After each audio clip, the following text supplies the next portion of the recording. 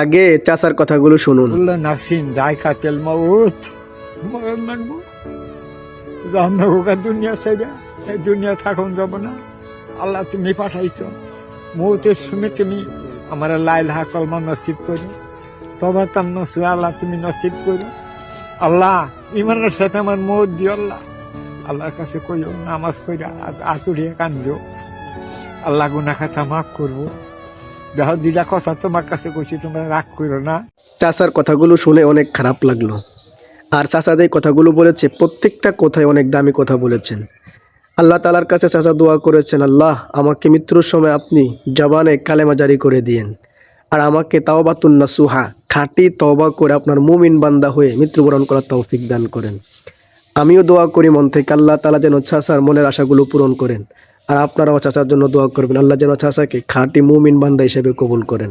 আমিন।